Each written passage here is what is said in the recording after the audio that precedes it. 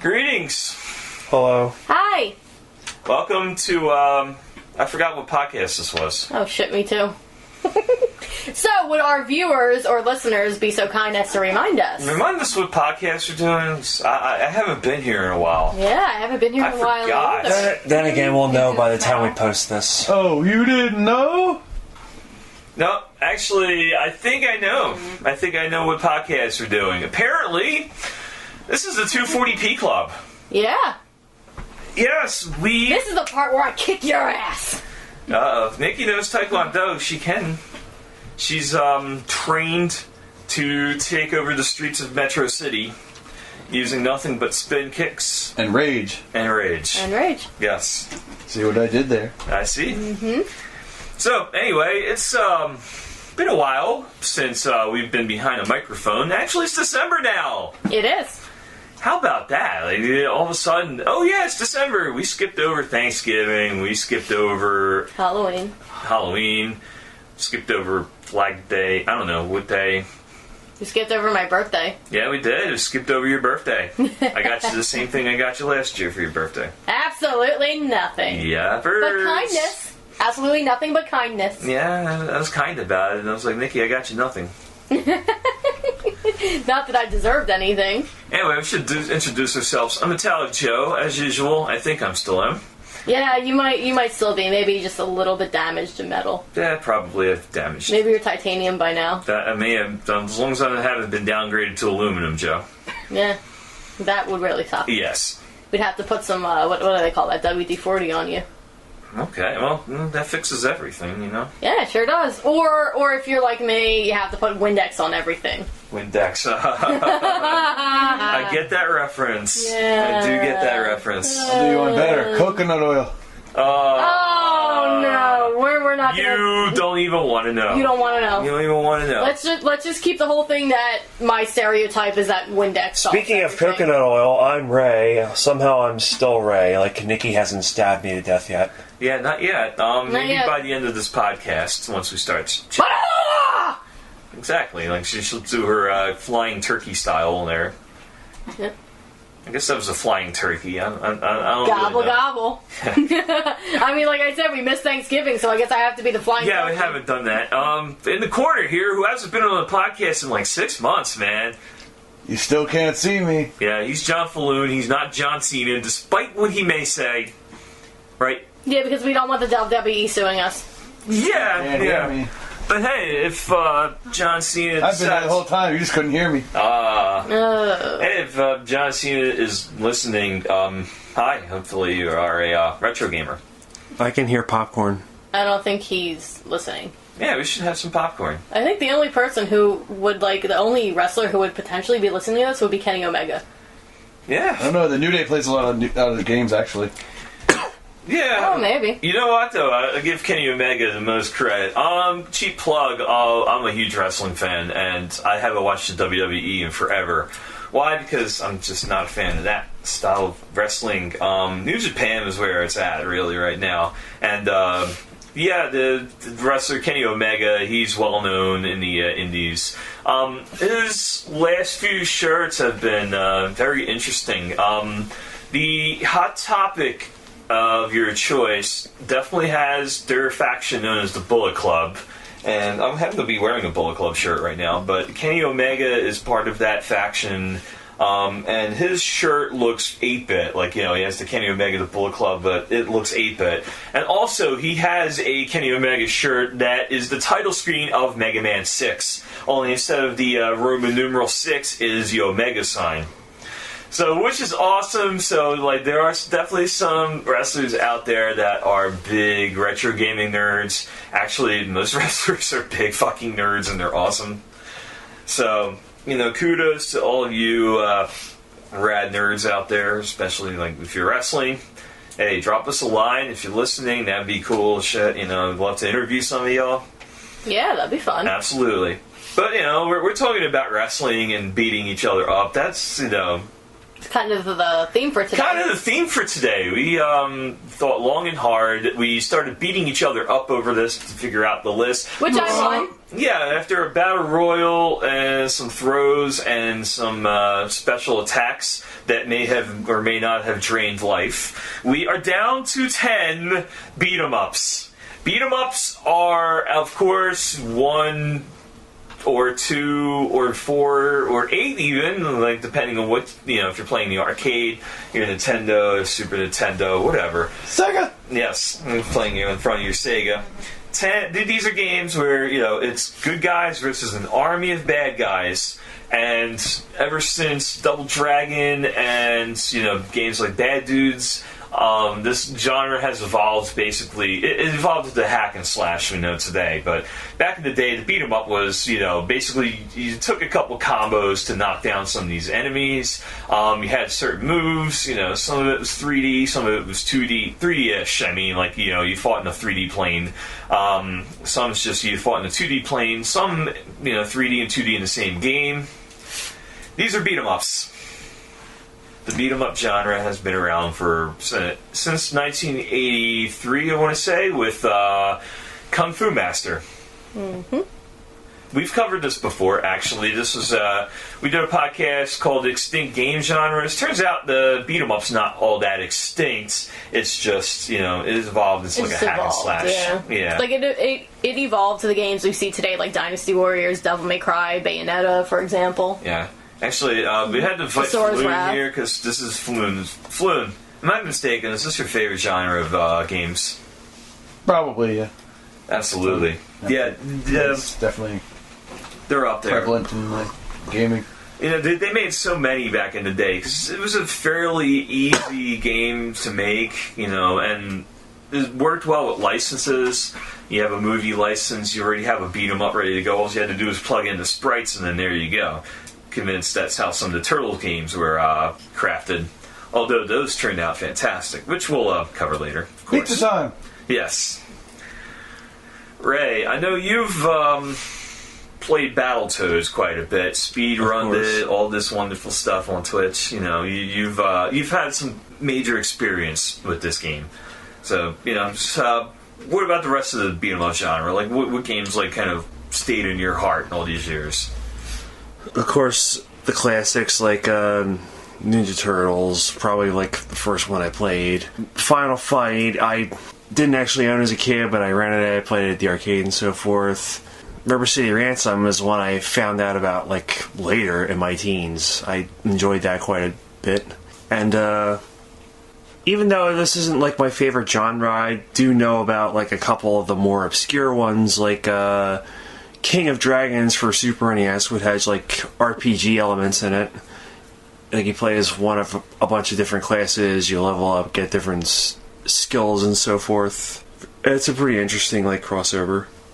Nice. Yeah, I don't think I've ever played that one. I played something similar called Rena-Hero for it was for the Mega Drive in Japan, and I happened to play it. I found the patch online to translate it to English, so I started getting into that. It's basically an RPG, but the battles are fought as beat 'em up style, which is really cool. Another game I was playing a lot of recently was Comic Zone, which is really fun for the Sega Genesis. That was basically a comic book artist gets sucked into his own comic, and it was a graphical masterpiece. It is one of the best looking games for the Sega Genesis, but it was also released in '95, later on in the system's life. So it's also innovative. It's very innovative. Also, one of the few to take advantage of the 6-button gamepad. Oh yeah, it did take advantage of the 6-button. It's really creative and really cute, I thought. It's very innovative. Very cute. Yeah, well, again, we're covering all of these. We debated long and hard and tried to narrow it down to 10, which I think we've succeeded. We've had 10 games, 10 series, we'll put it that way. Since we didn't want to limit, we didn't want the top 10 to feature all, games in the same series, our top 3, be a bunch of games in the same series. We basically, this like the same thing we did with our top 10 RPGs. We grouped them by series instead of, individual games. Because some of these games and some of these series actually sucked. Like, Double Dragon 3 was absolutely atrocious.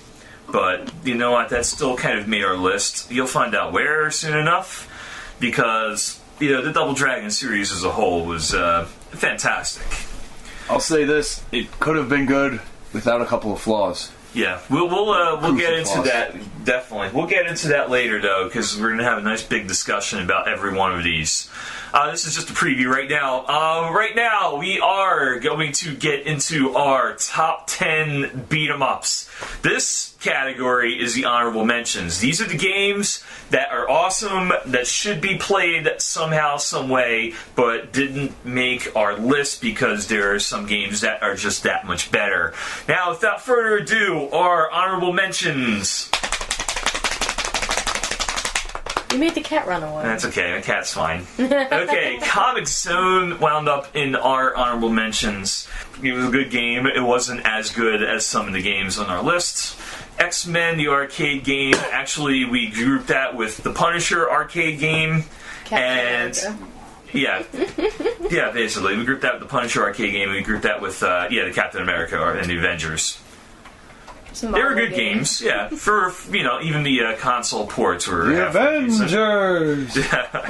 No! Alright, the other one we grouped into honorable mentions, the Sailor Moon game. Not many people in America have played this one. Nikki has. I have. One thing that's just really cool about it is... Sailor Nikki. I am Sailor Nikki. I don't know if I'm Sailor Nikki or not, but... Only if I'm Sailor Ray. There's already a Sailor Ray. Yeah, Sailor Mars. Yeah. But, yeah, it's just a really cool game. It's really cool how, they have all their special powers already. If I remember correctly, it does take out some health from them, if it actually connects. But that game was actually tougher than I thought it would be. If some of you have seen me stream the game, I really didn't get too far with it. I believe it follows Season 1, if I remember, because the bosses were the 4 Heavenly Knights fighting under Queen Beryl's name, so... Yeah, I didn't get too far with the game. There was one point where I actually did beat it, but, of course, Sailor Mars is my favorite, so I'll be playing with Sailor Mars most of the time. But each Sailor Scout has their own unique attacks, like Sailor Venus fights with the whip, Sailor Jupiter punches people...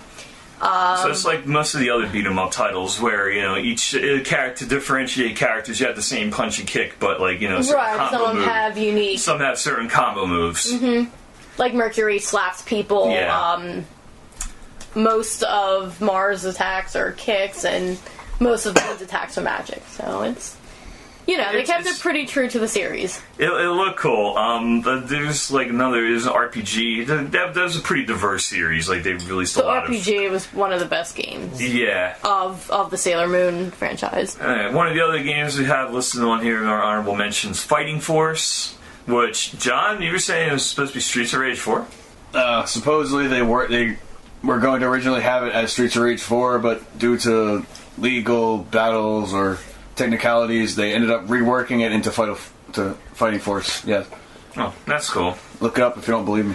I'll look it up, man. I definitely believe it. It's just, I've never actually played it, so I have little experience with it. If I remember, the next time the Streets of Rage franchise would be revisited, it was for, I think there was a little card game also, but Project X Zone 2, I think was the next time that Axel Stone would have been featured in a game. Was featured in a game, yeah. Which was only about a year or two ago when it came out for the 3DS, I believe. Which was a complete missed opportunity because it's a Namco, Sega, Capcom, and I forget who else. SNK?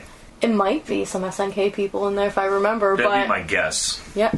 It was a complete missed opportunity where they could have put Axel and Cody in the same game and have them interact, have them meet, but... missed opportunity. Yeah. Well, Capcom hasn't been known as being all that creative recently. Yeah, that's true. Yeah. Alright, the other game, actually, speaking of Capcom, we do have Captain Commando listed. Let's interrupt that for a second. How about a little game called Ninja Baseball Batman? Oh boy. The only way I've heard of this was thanks to the Angry Video Game Nerd, and I'm internally grateful for him mentioning this because it looked awesome. Yeah, it didn't see a wide release like when it was first made and released, but it has seen like a cult following like in recent years thanks to MAME emulators and so forth. It doesn't actually feature Batman. What? Yeah, no, it's not Batman. It's basically a baseball-themed beat-em-up. Mm-hmm. It's all the So what they mean by Batman is you're literally Batman, a man with a bat. Yeah, basically. And one of the bosses is modeled after Babe Ruth, like a really stylized Babe Ruth. And yeah, it's baseball themed. It looked awesome. I didn't think it was released outside Japan, to be honest with you. I don't believe so. I think it was meant to be released in the U.S. at some point. It never materialized. In fact, it didn't really materialize in Japan that much. It saw a very limited release even there. Thanks to the Angry Video Game Nerd and his efforts, it's well known now, and definitely it earned a spot on our list here. Speaking of spots, Captain Commando was kind of a parody of the beat-em-up genre. Every Nintendo instruction booklet featured Captain Commando, Capcom, Captain Commando. That's supposed to be what it stood for. It really wasn't. It is, But Captain Commando was a parody beat-em-up that featured a lot of Capcom characters over the years for Super Nintendo. It got released, it got some advertising, but it was never really a popular game. At that point, the beat-em-up genre was kind of on its way out. I think not the only reason, but one of the biggest reasons why the game was even pretty much found out about was when they put Captain Commando in Marvel vs. Capcom. Oh yeah, so people went back and searched for this game. I see. Kind of like the whole Smash Brothers effect. Oh yeah. Like people were actually finding out about games like Fire Emblem and Earthbound because Ness, Lucas, and Martha and Roy showed up in Smash. Brothers, yeah. Speaking of games you've played, like I know you were just talking about Sailor Moon earlier, but you've also played the Power Rangers game.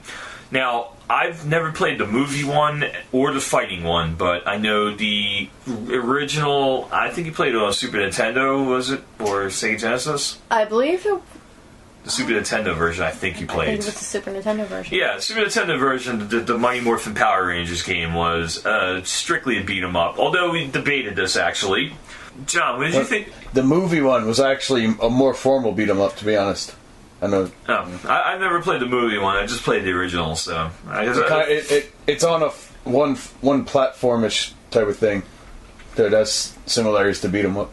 That's my opinion. It makes sense. Yeah, the game definitely felt like a complete beat 'em up. You can't walk around in the scrolling sense. It's more of a forward straight. Mm-hmm. I gotcha. We'll have to play through it sometime, definitely. I enjoyed it.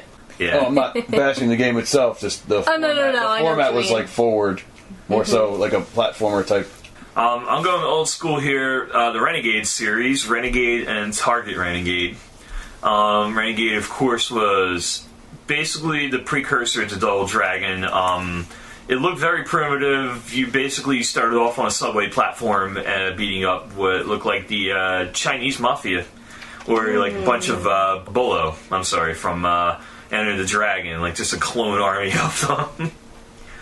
So, yeah, it was pretty cool. Again, it was released very early in the NES's lifespan, so it's considered extremely primitive at this point, but definitely worth tracking down just to play through it once or twice.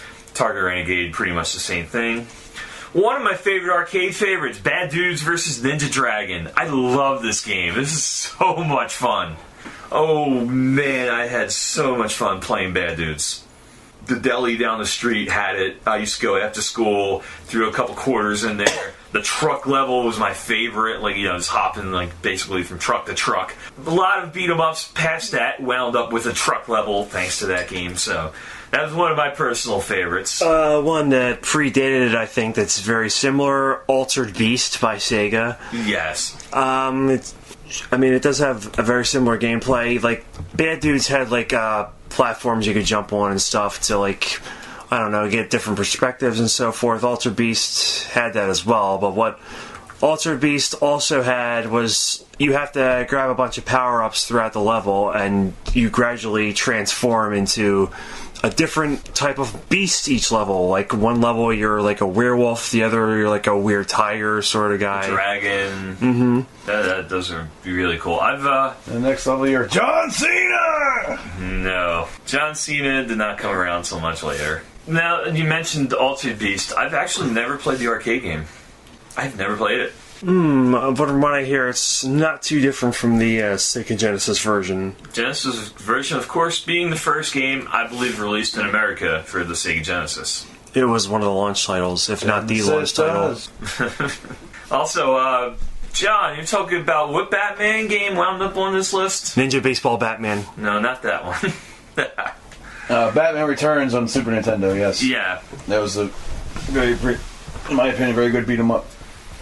That one was. I think I played the Genesis one, and I know the Genesis one was more of a platformer. Yeah, it's a different game. Yeah, so different style. But yeah, the other one we forgot to mention on our honorable mentions, Die Hard Arcade. When did Die Hard Arcade come out? I'm not sure the exact year. Probably 95, 96. I want to say.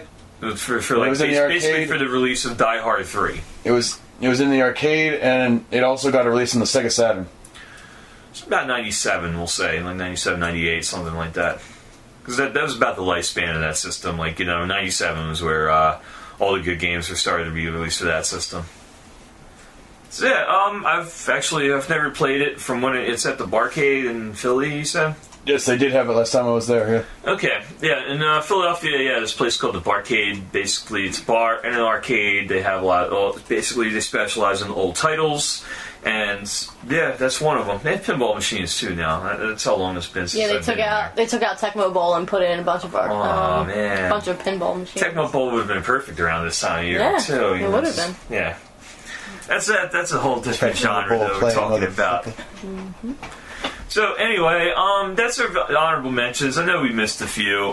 That's the thing with beat 'em ups. There were a few extremely crappy ones that aren't even worth mentioning. There's a few really good ones. I know we missed Kung Fu Master. I don't really consider that a good one because it didn't age well. Let's put it that way. I mean, it was original for its time, but it didn't age well. And then there's Karateka, I think it's called. Karateka. Yeah, I've never played that one, but if you type in beat 'em ups on the Wikipedia page, that's one of the titles that comes up. And so eventually, the whole market became oversaturated. Yeah, as with any genre, honestly. Another miss for this list, I actually want to throw in there. The Warriors game was really good. That was for PlayStation 2. That was a little beyond the 240p era, so that's why that's not included, but that was a fantastic stab at like a modern beat 'em up style game, and I loved it, man. That was fun. Hey, if we're going PS2, can I put an honorable mention myself for Final Fight Streetwise? Yes. Okay. Yes. It's one of the games of the Final Fight franchise that people just really didn't like. It's one of those, like, what do they call them, cult classics or so? Was it more for the story? Was it more for... Because I know we've discussed this in the past. I think it was... People kind of thought that it was trying too hard to be urban or something. But you have to realize Metro City was a freaking dump. If you look at the first level in Final Fight, just look at the backgrounds. It's exactly... Yeah, so, I mean... It's pretty much word for word, frame for frame, Fight Club. So, I guess it makes sense. I don't know. There were a lot of things that were wrong with the game. There were a lot of things that were great with the game. So, it really depends on your opinion. I really enjoyed the game, regardless of what the reviews said, regardless of whether, If you don't like it, we can have a final fight right now. Streetwise. No. Really, I did enjoy that game. Disclaimer, 240p Club is not challenging any of our listeners to a fight. Just comedy. Yes. Comedy. Yeah. Yeah, if anyone's doing any fighting, it's me with you guys. 240 Pun Club. Yeah. It's just me fighting you guys. Yeah, at the time, this is the 240 Pun Club. Nikki will spin kick you. Nikki, well, I don't know. Try to spin kick you and wind up, like, flying out my window. No, I would probably hit my target. Target acquired. Yep. Sure. Alright, we'll go with that. Yep. We'll go with that. Anyway, without further ado... Yes! Let's get to our list. Here is the top 10 beat 'em ups of all time. Starting with number 10. Woo! I hope that translates well to I really sound. hope so too. Okay. Number 10 is the Simpsons arcade game. Oh! Don't have a cow, Nikki. It was the first video game license for The Simpsons, which I believe was on its third season by the time that came out. And it was basically... It was designed by Konami, hot off the heels of the very successful Teenage Mutant Ninja Turtles arcade game. And, yeah, it was fantastic. I mean, hitting people with a vacuum cleaner. Yeah, if you picked Marge, you were basically using a vacuum cleaner to punch and kick. Yeah, Homer, basically the invincibility, you just see Homer get really mad and go, and just start swinging his arms. And then they had another one where if you had Bart and Lisa both on the screen, and you got like that invincibility, like they just team up on all the enemies. It was a cool effect, Actually, if you sit in an arcade, you see an old Simpsons machine, you just let it play for a while, you just start seeing some of these animations pop up. It was really cool. It was one of the best arcade games of the early 90s, I think. It ate a lot of quarters. There was also a more recent iOS type of app that was a similar game based on that. The Simpsons? Yeah. Yeah, I do believe it has been re-released at this point for maybe the Virtual Arcade or, for Xbox or something like that. But I mean, they actually made an iOS game based on it, similar style. Yeah. I think one of the other cool things about it was that you could have all your friends play with you. You could have 4 players at once. Well, that's a lot of games on this list. Well, yeah, but that was the whole. It was a 4-player cabinet generally. Yeah. Yeah, 4-player cabinet. Usually it was like a 4-player cabinet. I think it was like Lisa, Homer, Bart, and Marge. Mm-hmm. Yep. And I think Maggie was like an assist or something. No, Maggie was kidnapped. That was the whole point. Like, she was kidnapped, and then, that's why the Simpsons were on that quest. You're thinking of Bart versus the Space Mutants, which is the platformer, was not a beat-em-up. Mm-hmm. Sometimes I get my Simpsons games mixed up a little bit. That was okay. That game was decent for a platformer, but it was, a little complicated as a kid. But the arcade game was basically, you were emptying your quarters into that game. And was playing it for a while. Had so many good levels. Had a balloon level, basically... Mini game. Yeah. Mm-hmm. The elevator level, we'll put that in there. At least half of these games had an elevator level where basically you were stationary on an elevator, had to beat up some enemies. Elevator goes to the next floor, doors open up, more enemies pop into the elevator. It was a Konami trademark for a while. Yes, they put that in a lot of games.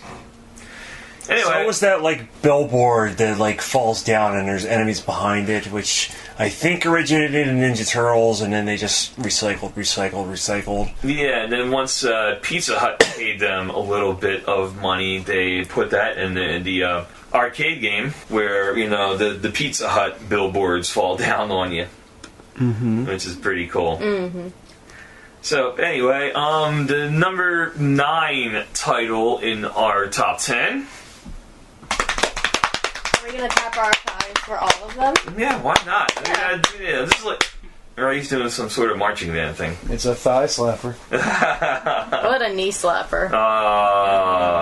The 240 Pun Club today. Woo woo. Yeah. Yeah. Alright, number 9. That actually wasn't nice. I know my anatomy. Yeah, that wasn't me slapping my knees. That was Nikki kicking my ass. Yeah, she did the Liu Kang bicycle kick. I've seen it. Mm. Yeah, the turkey style. As we were. So yeah, number 9 is one of LJN's best games. Came out on a red cartridge when it was first released, and featured a soundtrack by Three Little Pigs composer Green Jelly, or Green Jello, as you would be. Green Jello sucks. Green Jello sucks. Of course, talking about the comic book Maximum Carnage.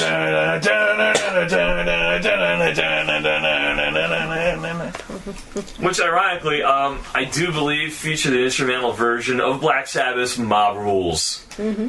as one of the musics in that game. That game was so cool. It was a fun game. This, of course, coinciding with rumors that Michael Jackson collaborated for the soundtrack for Sonic 3, Yeah, but that's a different story. I call shenanigans on that one. Yeah, pretty much. Falloon, you have the most experience playing this game. What does Maximum Carnage mean to you? And it's just badass Spider-Man action, kicking the crap out of everyone that hangs out with Carnage. Or Venom if you choose to play as Venom.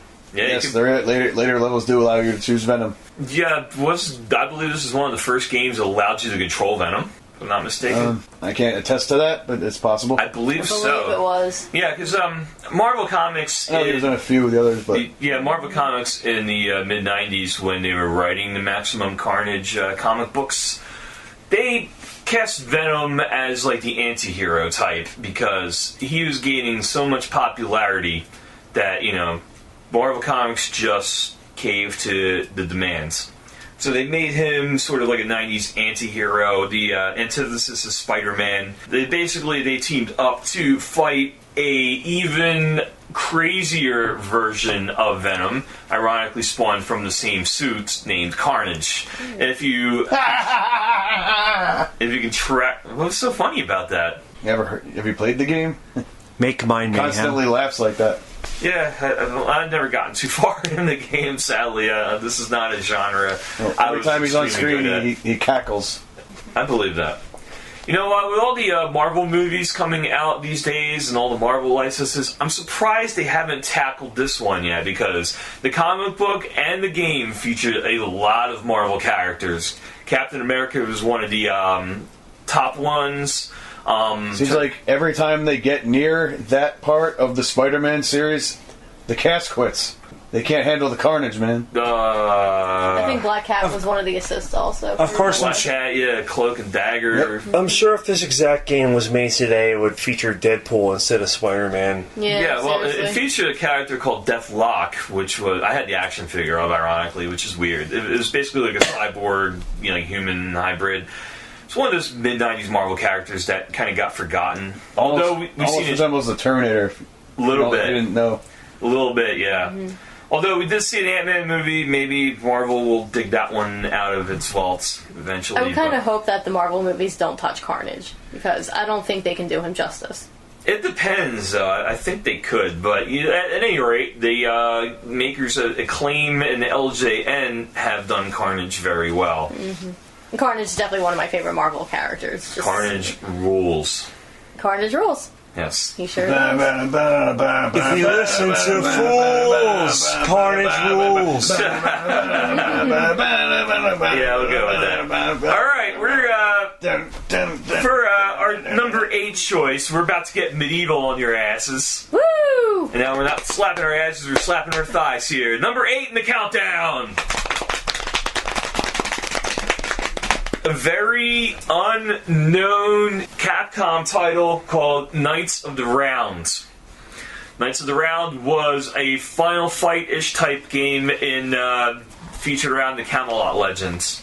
You could either be like Percival, Lancelot, or Arthur, the Knights of the Round, basically. And you fought with a weapon. I think Percival had an axe,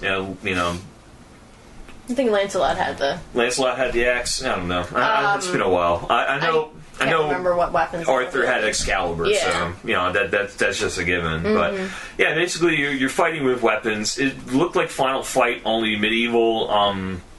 The boss characters, it was all medieval. You're fighting knights, fighting bad guys with axes. It basically looked like Golden Axe, but it was done as a Capcom beat 'em up, which should incite some giddiness into anyone that's played a Capcom beat 'em up. Now, I introduced Nikki to this game, and she loved it. I loved it. I thought it was really cool. Yeah, this is awesome. I love this game. I mean, I like the whole medieval Absolutely. history and everything like that. And the folk tales. The unfortunate thing with this game is it only seen one title. It was only Knights of the Round. But there were a couple medieval-style beat-em-ups. We did mention the Hook game, and Ray mentioned the Hook game, actually. And Hook was a beat-em-up. Ray, what system was Hook a beat-em-up for? Arcade only, I believe. Yeah. This is basically arcade beat 'em up on Hook. I believe there was a beat 'em up based on Pirates of Darkwater, if I'm not mistaken. I believe it was for arcade as well. I actually only recently found out that there was a beat 'em up based on the Three Kingdoms period of China, which I play Dynasty Warriors, so I know all these historical figures and everything. And while kind of doing my research for this, I recently found out about this game, which I believe was called Warriors of Fate. Something like that, yeah. Yeah. I've never played it, so... Neither have I, and I'm like right about to pretty soon. Like Yeah. as soon as I get the opportunity, I want to check it out for myself. Yeah. I kind of spent my childhood wishing a Ronin Warriors beat 'em up would surface. Like, You know how cool that would be? like even when it was like new in Japan, they didn't even have it there. Yeah, I'm surprised at that. Yeah. Like, at least Japan would have gotten something with that, you know? Yeah, I like Ronin Yeah. Warriors too. Those You know, are maybe- Any video game with that whatsoever? No, there was not. Maybe we'll see. strange. Maybe we'll see one. Someone will decide to make, bust out that license and hopefully make a beat 'em up. I mean, look, if Sailor Moon can make a comeback, so can Ronin Warriors. Well, Sailor Moon never left. Sailor Moon was always in popular lexicon. I mean, it was kind of a cult classic underground until it reached its 20th anniversary, and now all of a sudden it came out with Sailor Moon Crystal, and then it exploded again. Yeah, well, it was so popular in Japan, Of course, yeah. they had a market for that. And it's also popular in the U.S. like a couple Well, it years is now. after. Well, it was before. I remember back as a kid, it was popular. Well, yeah, and then it kind of like went underground for a while. We didn't really see Ronin Warriors for a while. No, Ronin Warriors. Oh no, Ronin Warriors did really not. didn't make it all that big out here. Of course, now Fist of the North Star is my favorite anime, and there's tons of games based on Fist of the North Star, but that's a story for another time. Yeah, There actually was a I Fist of the North recall Star beat one. 'em up. I recall one for Game Boy that was halfway decent, if I remember. I think they're making a new Fist of the North Star by the people who make Yakuza. So That's another technically beat 'em up. That is true. Yakuza, but that was Yakuza game. That's definitely Later, way obviously. past our yeah, it was way though. past the 240p already. Yeah. It's a beat 'em up style. But yeah, no, we're chatting with some medieval, Retro, yeah. medieval beat 'em ups, Knights of the Round. Of course, we did mention Golden Axe in that series. So our number 7, without too much ado, of course, is Golden Axe. I just gave it away. Sega had a masterpiece on their hands with Golden Axe. It was Sega? great. Yes, it's a great arcade game. A great translation wound up on the Sega Genesis. It was more an RPG element. I mean, you didn't level up, but you had magic. But it was just a straight up like beat 'em up. The only beat 'em up I enemies. can remember off the top of my head where you can mount a horse. Yeah, that's true. You can mount a horse, mount a lizard thing, and a dragon. You can ride a dragon around. It was great. It was great. Sequels. Okay, oh yeah, Battletoads. In one level you can mount a horse. I'm a dragon, excuse me. but- Yeah, we'll get to Battletoads, definitely. Yeah, that's its own Yeah, thing. absolutely. But think as I far did. as like medieval beat 'em ups, this one was the best. Golden Axe was just legendary. There's also a Legendary Axe, which is not a beat 'em up for the PC Engine. We're getting way off topic there. Yeah, we'll Yeah, discuss that later. Golden Axe 2 was fun. Golden Axe 3 didn't really wind up in this country, I don't think, But it was a fun title as well. The arcade had Golden Axe: The Return of Death Adder, which kind of gotten slammed just a bit. But you know what? I found that in the arcade, and I fed many quarters into that game. It was a blast. It was definitely a lot of fun. The whole Golden Axe series was fun. It was worth tracking down if you ever come across an arcade machine, throwing in a couple quarters to this thing. Otherwise, the Genesis version is amazing as well. And it was actually retooled for the PS2, I believe. It was a Sega Yes, there was remastered. there was a new graphical. Yeah, Sega remastered their old games, and that was one of them. Golden Axe. If you don't agree, you'll get Golden Axed. Oh. Oh, I don't. What? My mind's going somewhere else. Give him the axe! Like Or chopping heavy half. metal. Oh, I know exactly what you mean. But you said golden, and my mind went somewhere else. Oh, of course it did. That's Oh. Nikki's mind's in the gutter tonight. I blame why you, we love John. We were thinking beat 'em ups, and Nikki's thinking golden axes and whatever that transcribes to. I'm not going to go into what it actually transcribes to. We're not gonna go We on the want to act- kind of keep this PG-13ish. I We're not going to go on the axis of that. don't want to mention what I'm thinking. Yeah. I Exactly. don't know either. Oh, God help Exactly. me. Let's go on. Help me, mommy. Let's axe that idea. Yeah, there we go. Yeah, we're definitely axing it. Yeah, let's Next! go into the X. Okay, number We're 6. taking it with the spray, the axe spray. That's what Next! Next. All right, our number 6. Beat 'em up. The number of the beast. The number of the beast. Yes, number 6. Why are you clapping? Because I'm too lazy to slap my knees. Alright, number 6 is one of the most classic NES titles ever released.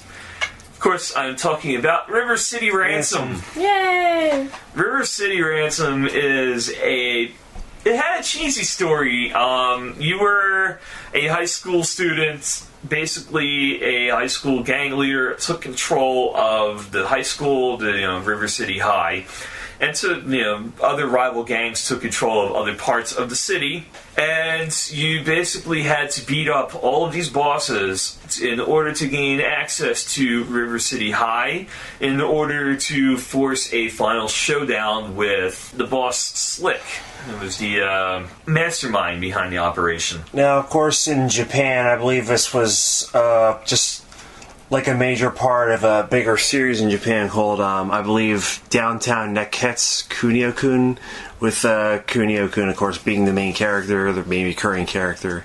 Yeah, I know there's a few titles in that series, too. We did get another one called Super Dodgeball, I believe, and Crash and the Boys Street Challenge, I think. Yeah, Super Dodgeball was basically the same. It was based. Technos Japan had a hand in the Double Dragon translation, from the arcade to the NES port. The NES port is completely different from the arcade, although it was similar. But Technos had its own style of bad guys, definitely its own quirky art style that translated into River City Ransom pretty well, as well as Super Dodgeball. And we also got a River City Ransom title for the Nintendo, the Super Game Boy. So it was... Super Game? Do you mean Game Boy Advance? Game Boy Advance. I'm sorry, not the Super Game Boy. It was a remake of River City Ransom. Yeah, it was different. I believe it had elements of another title into it, like in the series, into the game. Yeah, no, Technos Japan had some really good titles. River City Ransom, Super Dodgeball were the two that I'm thinking off the top of my head. They had their own unique art style with that, but River City Ransom was the best. It also features certain RPG elements, like you eat certain foods, you level up your stamina and stats. You get money and you use this money to buy techniques. You could buy a book, and if you have that book equipped, you'll get like super kicks or an aerial attack. You could buy boots that improve your kicking. You could buy all sorts of things. The only downside... Yeah, the stat gains are a total mystery until you actually eat the food, and a lot of foods are not really money efficient to raise your stats with. Yeah, dude, literally when we did a playthrough on Twitch, I had to dig out an old issue of Nintendo Power to figure out what some of the foods did. And, we figured out what food was best for leveling up our, River City Warriors. And we managed to, after some grinding, River City Warriors, that would be a great Warriors game, actually. That would be cool. I would pay to see that. I would definitely Warriors is branching out into different franchises now, so...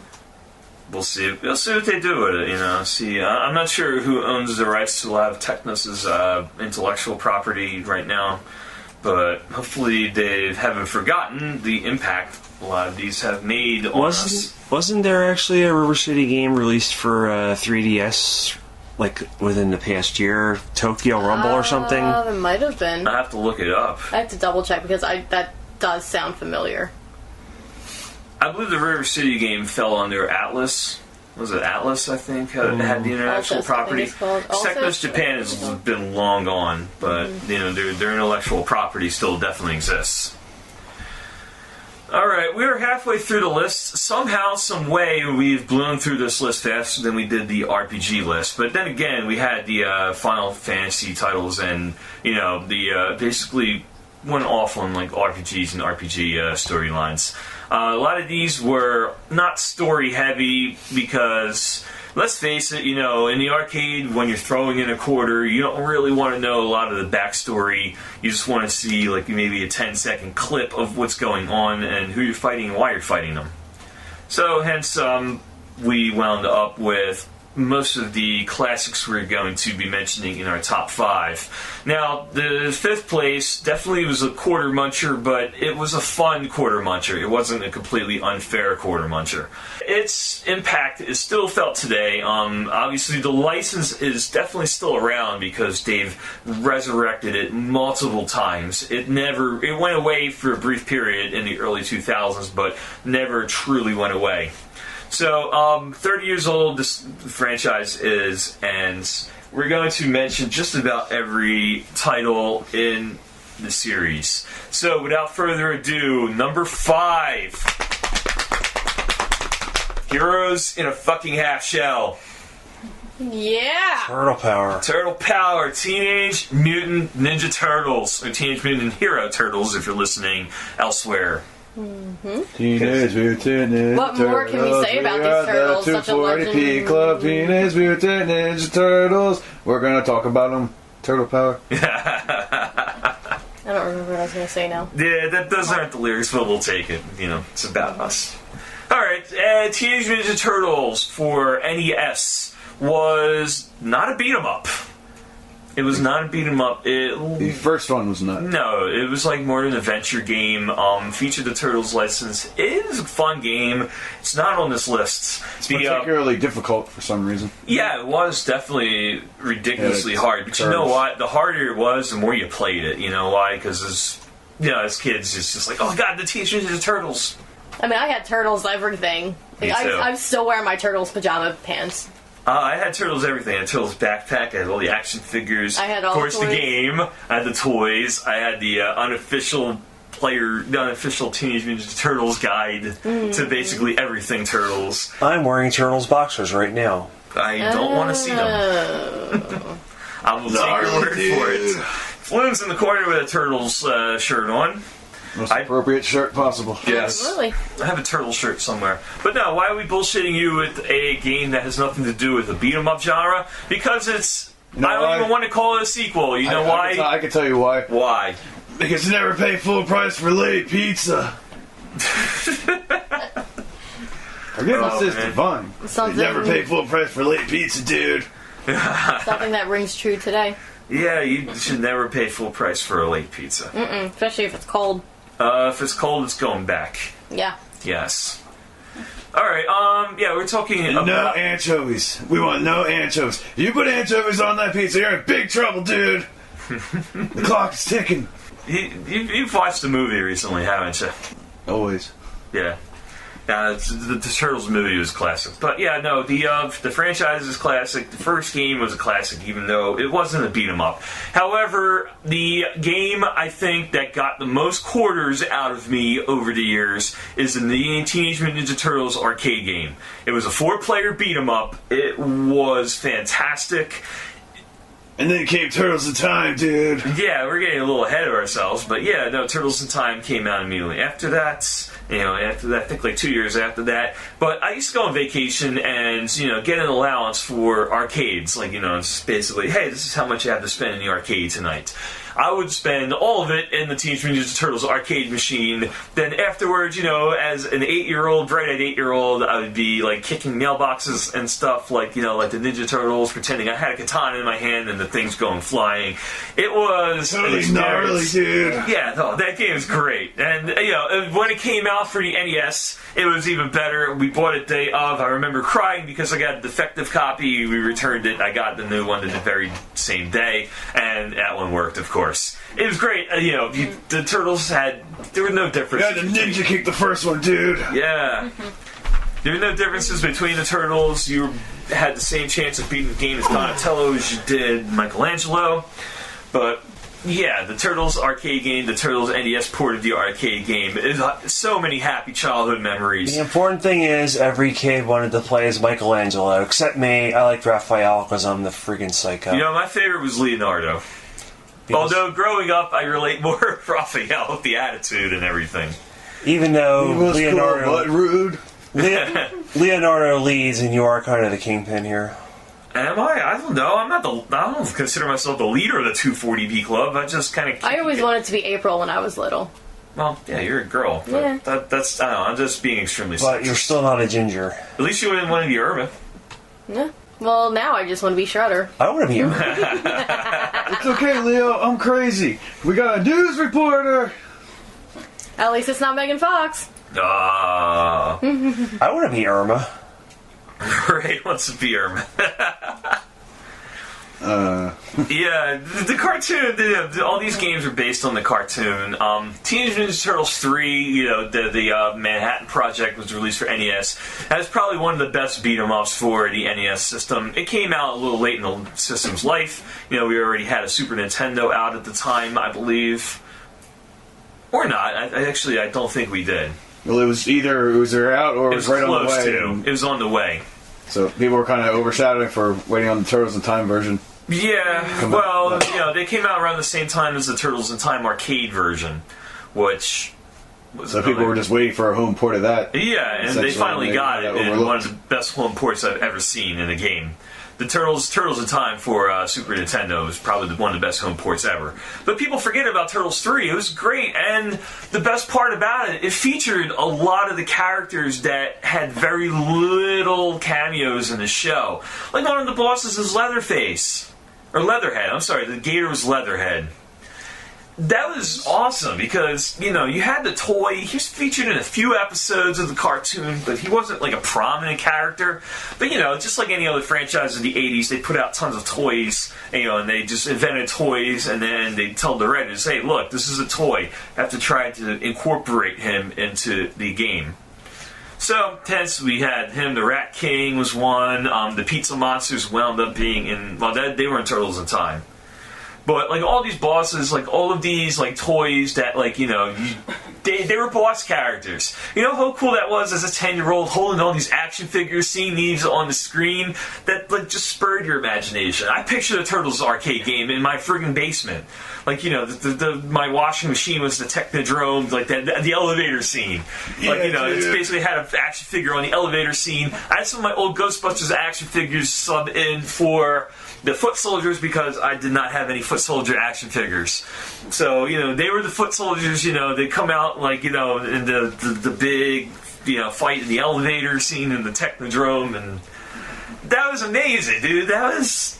That was what makes a successful game, basically. It was totally tubular, dude. Yes, it was. No, when you have that ability to translate the game, you want to pick up some action figures and recreate the game. You've made a good game based on that license. I don't want to recreate the Ghostbusters game because the Ghostbusters game is a piece of shit. When I grow up, I want to be a Ninja Turtle. I could totally be a Ninja Turtle right now. She's working on it, but you got to get a little more green. I think if I turn any green, I would have to go to the hospital, not a sewer. Yeah, you might be radioactive and may need to be quarantined at that point. We're going off. Nicky Turtle. Alright, we're going off. The nice part about the Turtles games is they kind of resurrected the beat-em-up genre in a way. It wasn't a true beat-em-up, but the GameCube games, the Ninja Turtles 2 and 3, they weren't that good, but they were still beat-em-ups in the classic arcade style.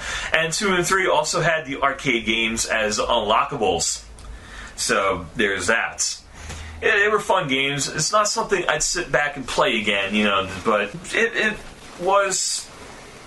I don't know, what's the word I'm looking for? It's the time. Yeah, it asserted the fact that these games were made to be beat-em-ups, and they were fantastic as beat-em-ups, and they still be fantastic as beat-em-ups to this day. I mean, we still go to the barcade and have so much fun playing that. Oh, God, Quote the angry video game, even dying was cool.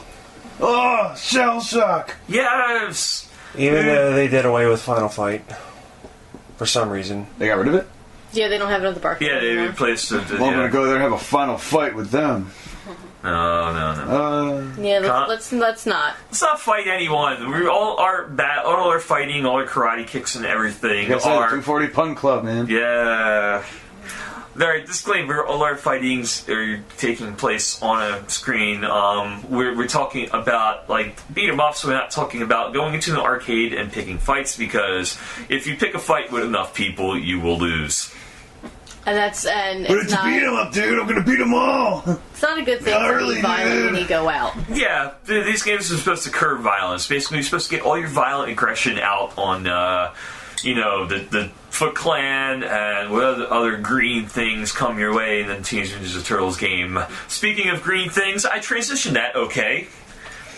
For our number 4 title, which breathed new Slimer, life. dude. No, Slimer was not in this game. No. But no, this game, speaking of slime, did breathe some new life into the NES, which, when this game came out, was kind of fledgling. I mean, Super Nintendo, I think, was out at this point, but this game came out and breathed this new life. Everyone wanted to pick up, Nintendo controller again when this came out. Number 4, of course, good old-fashioned Battletoads. Ray, would you do us the honor? Ray has the most experience with this game. I definitely want to hear his input on this one. Well, it is more like the first few levels are beat 'em up, and then the game kind of turns into a variety show, occasionally returning to the beat 'em up formula. And it is hard as balls. Most people did not make it past level 3, of course, the infamous Turbo Tunnel. Turbo Tunnel, oh man.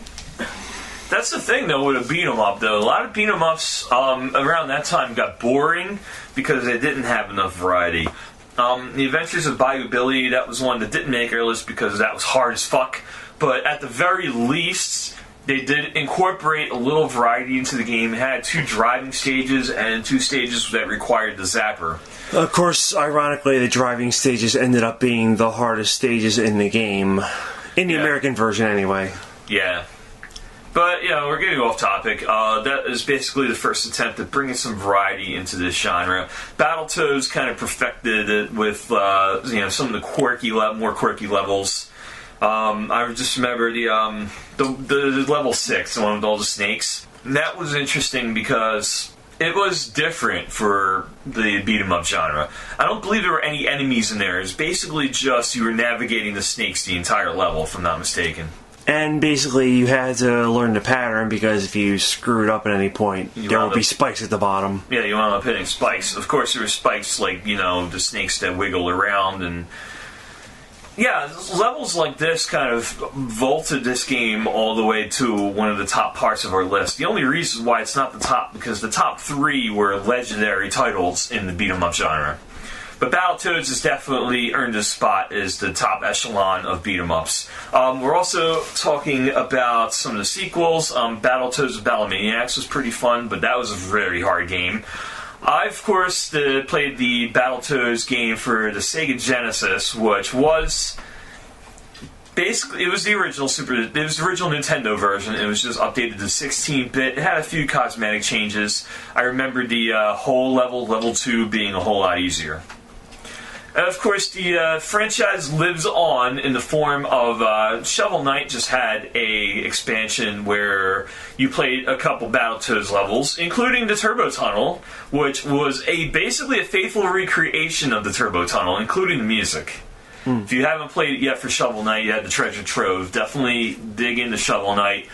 There's a hidden room in the Hall of Champions that you have to find with the info for, finding the toads, and then a spot on your map pops up where you find them. So, definitely, go, if you have Shovel Knight, break into that, and then just play some awesome blasts from the past of, the Battletoads. And hopefully one day we do have an actual new title in this series soon. We haven't had one since the 90s. Yeah, I know. And hopefully it retains its insane difficulty. Yeah, Microsoft needs to get on that, definitely. The people behind Rare, they own the intellectual property to this. They need to sit down and hammer out a sequel. With games like Cuphead getting so much freaking popularity nowadays, I don't think the difficulty is going to be a problem. Nah. Plus, these types of games are selling really well right now. Cuphead sold extremely well. I could see a Battletoads game similar, selling extremely, extremely well. They're going to have a sequel to Cuphead They absolutely are, but don't say it. I know where you're going with this joke. I know exactly where you're going with this joke, and I'm going to stop you right there. Man. Why do I get blocked? Yep. My mommy. Alright, well, number 3 in our list is one of the most legendary beat-em-up titles ever released. This was an arcade classic. It was a completely different NES classic. It wound up as a completely different, awesome NES sequel to an NES classic, and then it wound up a piece of shit sequel. But you know what? We're not going to go here nor there. We are, of course, talking about the 2 of them. Double Dragon. Alright, anyone that has never played Double Dragon, the arcade game, basically, gang kidnapped your girlfriend, you pop up basically out of a garage and make war with this gang. It's basically, I believe, one of the first beat-em-up titles to feature you had to hit an opponent more than once. Games like Kung Fu, there's hordes of enemies chase you. You hit them once, they go flying across the screen. That game has been done a couple times, of course. Double Dragon, you hit your opponent's temporarily stunned, so you could do a combo on them. I.e., you could punch them in the face, they sit there for a second, and you can follow up with a kick and knock them down. Half the time, though, they'll get up until their life's depleted. Of course, this was the formula for the arcade game. This wound up being the formula for the Technos Japan ported NES title, which is different, but at the same time, it was great. This was basically a genre-defining game. Double Dragon was one of the best beat-em-ups still in existence to this day. Arcade, NES, you name it. We don't talk about the third one because the third title turned out to be a piece of shit.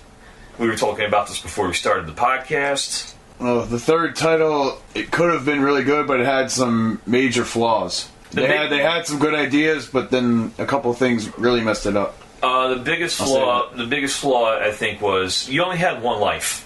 Yes, I think if it hadn't been for that, it would have been a solid game. This game was basically an arcade button masher where you had to put in quarters. This was a quarter eater. You had to put in quarters to get stuff, get special moves, get weapons, etc., etc. It made the game so difficult, though. When they translated it to Nintendo, they didn't have the big quarter thing. They didn't have continues. Basically, one life and it's over. If by the time you reach level 2 or 3, however, you did get some bonus characters that joined you. So basically, it wound up giving you like one more life. So when your life was down to 1, you can switch characters out and have another character come out with full life. But this game is a piece of crap. It's, infamous for its difficulty. Really infamous, the US version had a terrible translation. The character Billy was known as Bimmy by a character. It was bad. It was terrible. It was translated poorly. Not worth playing, but however, this does not detract. Unless you're looking for an insane challenge. It had some good ideas, but they weren't implemented. Yeah, there was a difference there's a difference though between insane challenge and just completely unfair. This is ridiculous. Which I think that game fell more under unfair and ridiculous than it did more challenging.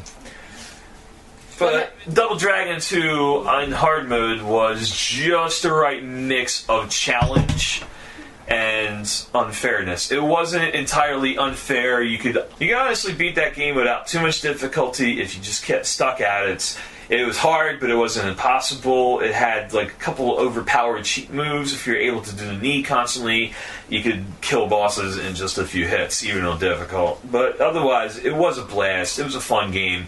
The scrolling up and down kind of helped. You could scroll down a ladder. It was different, but it was so much fun.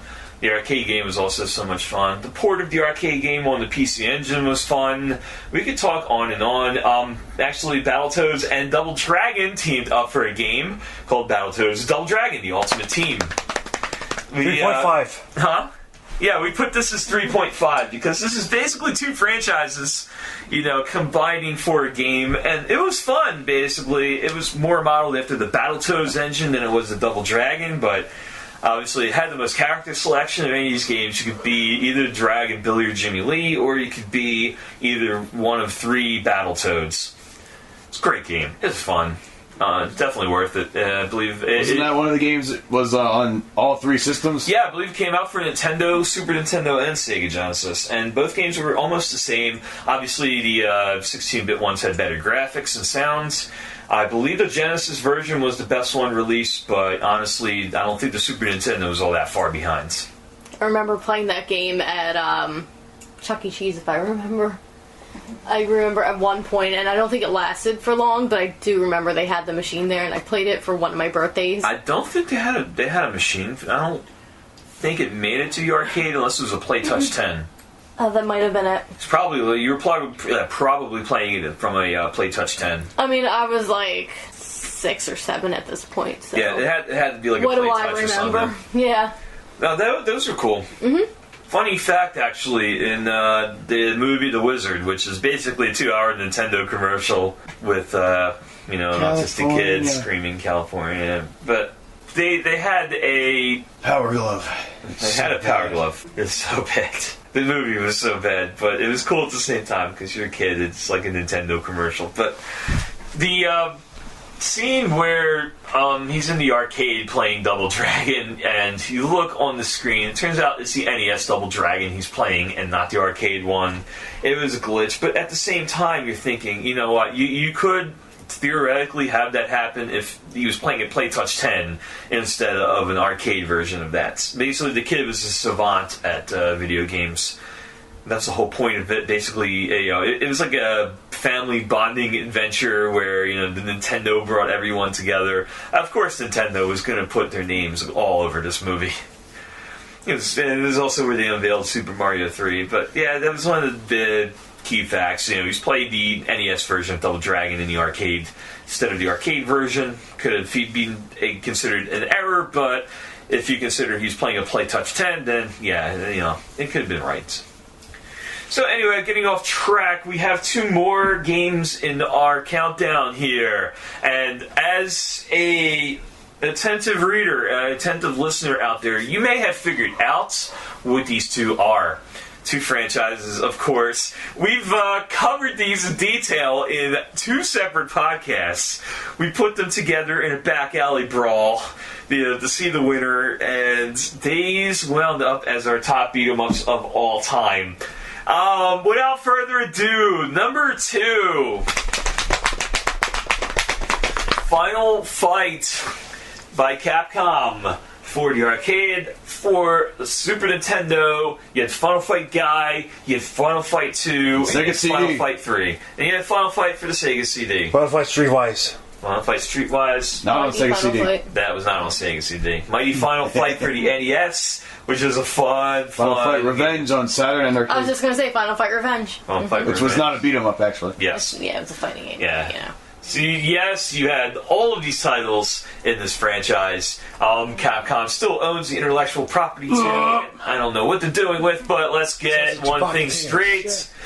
When you went to the Blockbuster or whatever video chain you went to, Errol's, if anyone remembers Errol's, Remember West Coast Video, West Coast Video, Hollywood Video. We had Movies. all these mini video stores around here. But on a Friday night, you're done school, you want to play something, you're looking at it. The cover art for the original Final Fight looks like a very cheesy 80s action movie. You're like, no, I don't want to play this. But you look at it on the back and you see some of the gameplay screens. You're like, yeah, you know what? I do want to play this. You bring it home, you start playing it. It's fantastic. It's a great game. But you got to that second boss, Sodom, a.k.a. Katana, in the freaking SNES version, because of the sensors. Saddam. Yeah, Sodom. You just pull your hair out like, why do I beat this guy? So it was basically almost like a Mega Man kind of thing where you had to figure out his pattern. I figured out his pattern. He still kept slicing me with that katana. Exactly. I figured out that the moves that damage him most seem to be the throws and the... Yeah, I tried to get close enough to throw him, and he hit me with the katana. Ah! I'm sorry, this is bringing back bad memories. The funny thing is, I have beaten this game before, if I remember. You haven't! No, I have not beaten this game. I gave up. I'm like, Nikki I don't won know the how to beat final this fight. boss. I did win. I've won the final fight, yes. It's so, what's the word, satisfying. Just kicking that poor man out of his wheelchair and through a glass window. Oh, man. About like 10 stories down and Inadvertently goes, punching Jessica. what? And That was- inadvertently punching Jessica. Yeah. Well, look, her giant tits got in my way. What was I supposed to do? This is a Super Nintendo game. That's Those not weren't Mickey Mouse, tits. that's Those were just a Twitter. big corset. I mean, it was censored, but Yeah, I know. in I the, know. the But he's intro... holding her, and you don't really have a choice. You have to punch her a couple times Yeah, to you get gotta her. punch to her a couple get her times. loose. The funny thing is, when you hit her, like, her little icon and a health bar came up, too. Yeah. I was like, oh, crap! It did. I mean, Actually did. hence, which is probably one of the big reasons why Cody and Jessica ended up breaking up. But Cody started punching her a couple times. the funny thing is, though, Street Fighter Alpha 2, she gets her revenge on him. There's like one stage. I'm gonna go a little off topic, but if we're on the subject of Cody and Capcom. Jessica, yeah, Capcom. Cody makes a cameo in Street Fighter Alpha 2 in the Metro City stage. If you're playing as a female character, he'll start like watching her fight, and Jessica gets jealous, and she like punches the shit out of Cody. You even see like blood coming out of his nose. It's pretty funny. She punches the absolute shit out of him. It's fantastic. But yeah, I think that's the last time. No, she actually makes an appearance in Street Fighter Cross Tekken in the Metro City stage, where she's chasing Mike Hager with some kind of item, and he's like scared shitless, running away from her. Oh, man. It's really funny. So she inherited her father's temper. Oh yeah, she certainly did. Yep. So, yeah, Final Fight. Final Fight 2 was never released to the arcade, of course. Street Fighter 89 actually became Final Fight, and it was supposed to be a sequel to the Street Fighter game. Of course, Capcom figured out a better thing to do with that license, hence Street Fighter 2, and the death of the beat-em-up genre. Why? Because it switched around that point to fighting games. Because instead of being a Street Fighter that fought all of these like warriors coming at you at the same time, it featured more one-on-one combats. It's been expanded on since then to feature maybe one-on-two combats and stuff. But yeah, fine. We're going into different territory here. But yeah, the Final Fight characters would later on make their debuts in subsequent Street Fighter games, like Sodom, Guy, and Rolento ended up in the first two Alpha Street Fighters, series, the Alpha yeah. series, yep. And then later on, Cody, Poison, and Hugo would make their debuts in respectively Street Fighter 3, I think it was Third Strike, and Super Street Fighter 4. Yeah, It was pretty cool. And Capcom knew, well, at one point in their history, knew what to do with their intellectual property and did it pretty well. So we did see some of these characters recycled. As far as the gameplay, though, this is, if I'm not mistaken, this is the first beat 'em up to feature once you're hitting something, you see their health bar come up on the screen just to see how many more hits. I know Double Dragon didn't do that, I don't believe. Maybe one of the sequels, but offhand, I don't think like their health bars came up. You're playing Final Fight, you hit something, all of a sudden you see the health bar come up, you're hitting a different enemy, different health bar comes up. You see one in a different color health bar, you're like, oh man, he's got a lot of life, Yeah. It's going to take a lot of punishment to go down. So it gets a little difficult.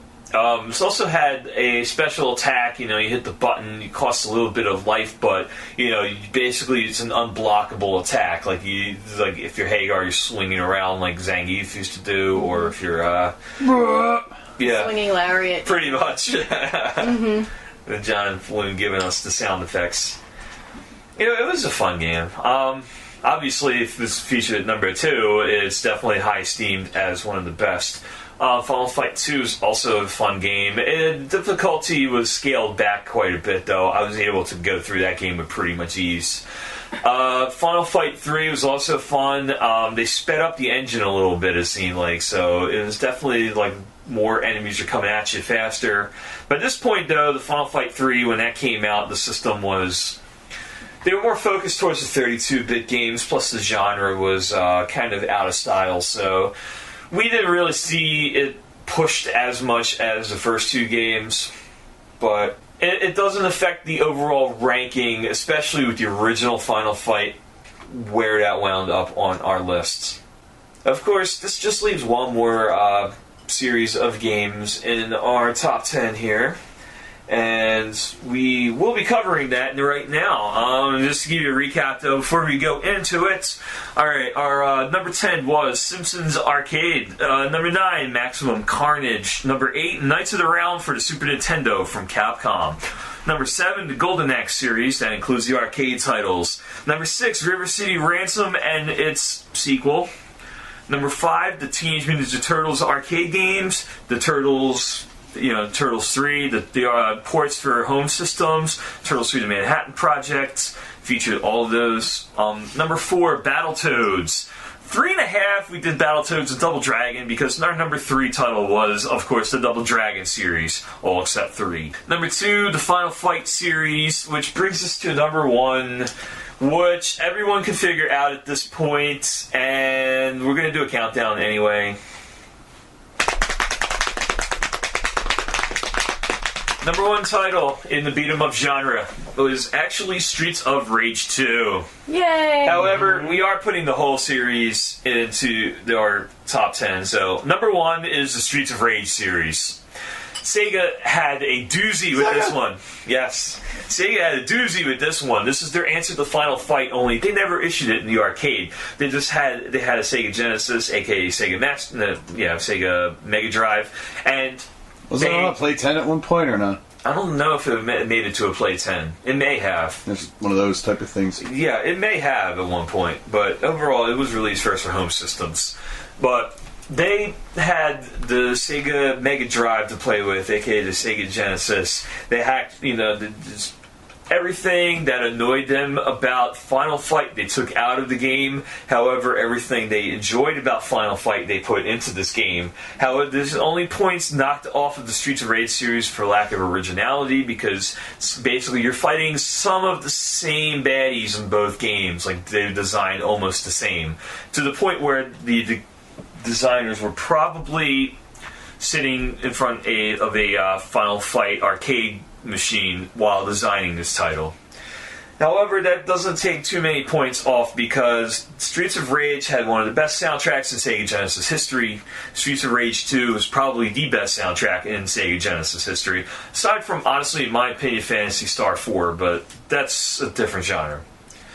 Great game, great design, great graphics, great storyline, basically. It was similar, it wasn't Metro City, it was a different city, but, the gang took over, led by I think it was named Mr. X. Mr. X, yeah. Led by Mr. X.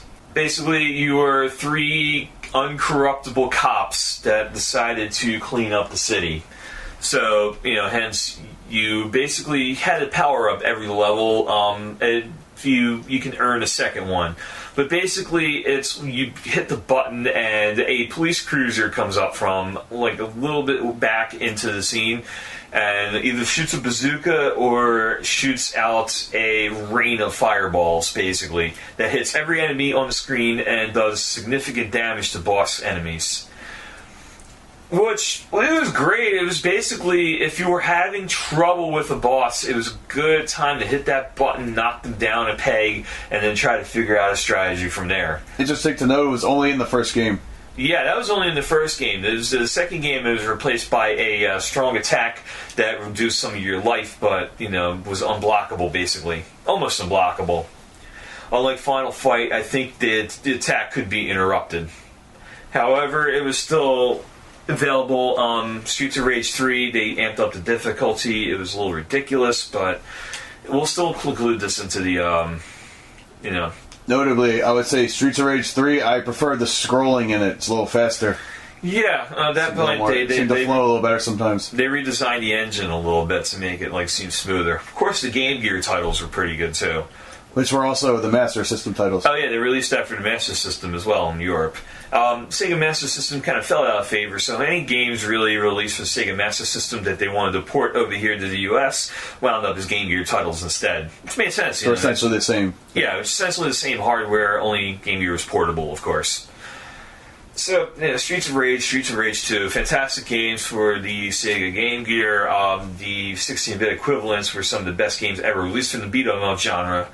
And, yeah, we've discussed this in our back alley brawl between Final Fight and Streets of Rage. Streets of Rage wound up winning in almost every category.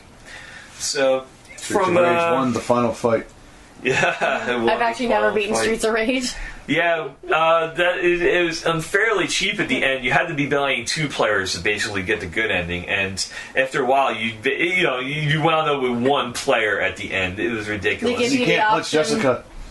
Yeah, There is no Jessica. That's why. because there's Blaze and she actually fights. Yes, But Blaze is one of the badass characters. All the female characters in some of these beat 'em ups, I must say, are like they kill you with some of their moves. Like in Streets of Rage, especially, you had level 5. These like ladies used to come out. They basically did all this crazy kung fu where they were almost unhittable. In Streets of Final Fight, I do believe there was a lady boss that was extremely difficult as well. I don't think there's any female bosses. In but the arcade. It's in the arcade, yes. In the arcade, there was, which I do they remember now. made her super powered. It's funny, that basically this is considered men's world here at this point. Especially around this time where, aside from Samus Aran, I couldn't really think of any strong female characters outside of the RPG realm. But in the U.S. anyway, not in Japan. But these beat 'em up genres, like you had Blaze, you had some of the enemies, like in Double Dragon 2. I remember the gymnasts. I believe they were female. I couldn't really tell. But, like, the gymnast from level 2 that basically would throw knives at you, flip over, and just be almost unhittable. One of the girl characters had a whip. Yeah, her name was Linda. Yeah, she had a whip in there, but that was... The cops had whips in Streets of Rage, They still had some... I don't want to say sexist elements, because, A lot of the female... characters... The female goons had whips, like Poison and Roxy come up for... Yeah, and the characters were dressed as cops in Streets of Rage, which is basically like a male stripper fantasy. You had the cop come out with a whip and whip a couple of audience members, and then But so all these were designed by nerdy men, that basically translated these into some of the games. We're not going to go into the sexist lack of nature of some of these titles. I just want to point out that some of the female characters in some of these games are among either the toughest enemies you face or some of the strongest characters you can select. Blaze was ridiculously tough. Blaze had like the best jump kick in the game. Blaze, obviously they didn't put her power up all the way, but her speed was up there, and her jump kick was just lethal. Yeah, that's who I usually play as. Yeah. Which is, I guess, pretty natural for me. But it's just something to point out that, some of these titles were becoming less sexist. It wasn't about rescuing the damsel in distress. It was about rescuing, the hero in distress sometimes. it was about just going out and kicking ass on your own. Yeah. So kudos to the beat 'em up genre for that. And also kudos to all of these game designers that have made all of these genre defining titles over the years. And kudos to the ones who made the music also. Oh yeah, God, the music especially for Streets of Rage, it was one of the best. Double Dragon is hit or miss, but sometimes it was very memorable in a lot of titles. River City Ransom, that theme gets stuck in your head. I mean, granted, there's only like 1 or 2 themes in that game, background music, but it does get stuck in your head because it's upbeat and great. For an NES title, is great. Knights of the Round had some good soundtrack. Golden Axe was pretty good. Maximum of Carnage had Green Jello doing the soundtrack, so that was good. Simpsons Arcade, I didn't really hear a whole lot of the audio, because usually when you're in the arcade, it's being drowned out, but you still hear some stuff. And the Teenage Mutant Ninja Turtles, oh god, the Turtles arcade game has some of the best audio. Mm-hmm. If you were in an arcade that happened to be quiet enough where you can hear it, it was fantastic. It was great. Sound effects were good. So yeah, we could gush on and on about how good these games are. we could gush on and on about how good the genre was. Ultimately, it became extinct until more recently it evolved into the hacker slash type genre, and then eventually game designers, especially indie game designers, decided to get some of these licenses and make some more games. Double Dragon 4 came out last year and was modeled 8-bit style. We mentioned Cuphead, which I'm more hesitant to put that. A platformer. Yeah, I'm hesitant. I'm actually going to put that more into a platformer. It's kind of similar to Tin Star a little bit. Say Shovel Knight. Yeah, Shovel Knight was more similar to all those Capcom titles. Basically, Castle Crashers. Yeah, DuckTales, Castle Crashers, and Mega Man, rolled into one. So that's where they got the ideas for some of that. Of course, they did a Battletoads level, which was amazingly cool. And there's an insane amount of fan-made beat-em-up games of any style, character, etc. you can think of. Also, hacks, everything. Someone decided to put the Ninja Turtles into the Streets of Rage 2, Sonic the Hedgehog, and you name Any it. character you can think of is just about. Yeah, any characters you could think of wound up in some of these games in one form or another by way of the hacker community. We're extremely thankful for that, because just when you've played the game completely, you see some of the good jobs these people have done with these games, and you just want to play again. It's amazing. Anyway, that's it for our list here. So any other news we have to cover? I noticed the holiday season, we were talking about a NES Classic, and the SNES Classic the SNES Classic anyway has been a little easier to find out there than the NES Classic was. I know, stores do still get shipments of this in a lot, so Nintendo did apparently learn their lesson. Of course, RetroPie is still a viable alternative. There's a company out there, I'm going to review their controller on their website. They're called 8-Bit Do.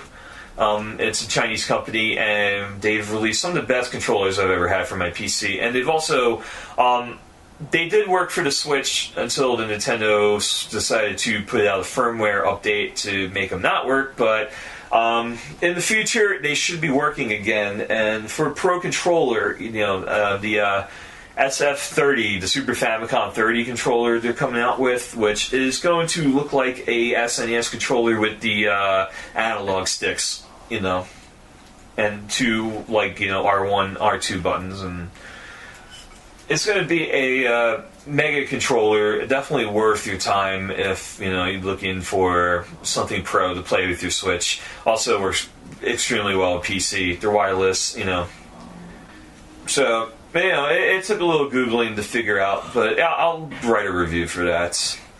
Also, from 240p Club here, we are going to start digging into our Twitch again. We haven't played a lot in a while. We've all been really busy, unfortunately, so it's been difficult. I'm pretty close to on my way to graduating, so I'm kind of focusing more on that.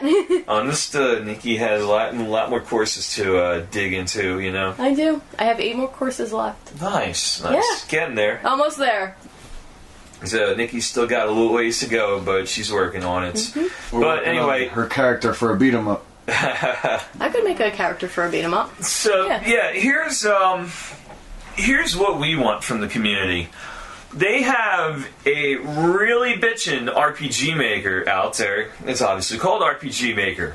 They may release many different versions of this. I have one for the PC.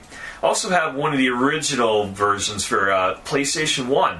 I designed a pretty fun RPG based on the heavy metal community way back in the day. This is 2002, 2003 we're talking.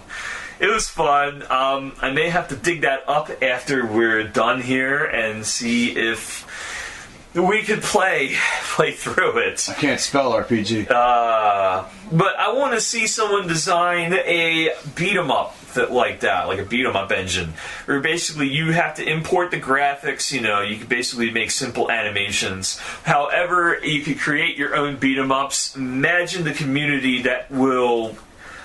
community will do with this.